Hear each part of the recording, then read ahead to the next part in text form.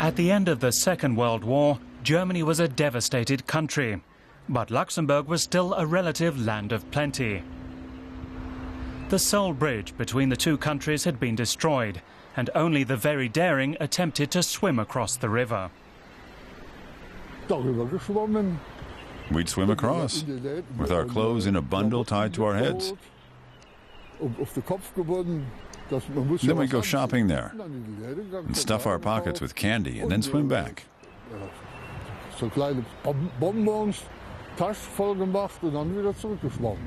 We were a big hit with the girls. And when we started buying nylon stockings, we began doing a roaring business.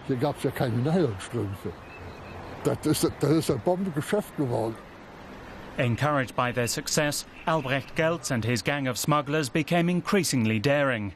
Out of refuse from the US Air Force, they constructed a sort of remote-controlled submarine contraption that allowed them to smuggle large quantities of bread and potatoes across the river. When they flew back, they would jettison their spare jerry cans. So there were loads of them just lying around. We found one that was completely intact. We waterproofed it and attached it to a rope so that we could pull it back and forth across the river.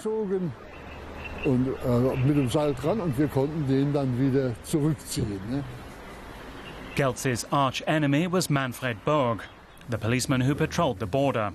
His job was to clamp down on smugglers. The customs house was where he planned his strategy.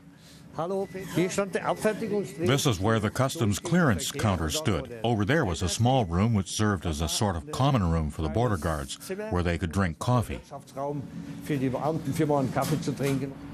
Not that they had much time for coffee breaks.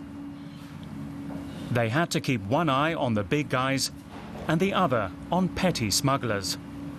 Eine Ameise ist ein kleines, aber ein fleischiges Tier und das läuft und rennt immer hin und her. They were called ant smugglers because they were hardworking and diligent. The way they worked was to head over the border, buy up legal amounts of goods, and show it to the border guards. Then they'd go off to a pre-arranged spot where someone would be waiting for them. They'd hand over the goods and repeat the process all day long. Nochmal die Freimenge gekauft und ist zurückgekommen. Und das wurde dann so am Tag mehrmals gemacht. The customs officers often worked in units. Smuggling could be a risky business. They didn't manage to catch all the smugglers operating on their turf, who were often helped by the general public. Long before the bridge was built, there was only a ferry. For some smugglers, the perfect hideout, because the ferry was neutral zone. One criminal was said to go back and forth for months. People on both sides of the river supplied him with food. All that to fool the police that wasn't entitled to arrest someone on the ferry. It's a different story these days.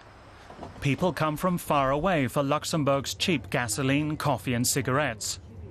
Schengen, population just 500, boasts 8 gas stations. The gas tourists fill up and stash an extra can or two in their trunks. Turning a car into a bomb with 100 liters of fuel stashed in the back is dangerous, and I certainly wouldn't do it. Cash smuggling is another problem, with millions of euros regularly brought illegally into Luxembourg. The issue is a thorn in the side of the EU. But in Schengen, the focus is on the benefits of a borderless Europe. The EU agreement signed here and bearing the town's name provides for the removal of border control. Residents are proud to live in the cradle of the new Europe. I hope Europe maintains a steady course and progress continues to be made. Once a smuggler's paradise, Schengen has come to stand for European cooperation. And for those on the other side of the bridge, its value is far more than symbolic.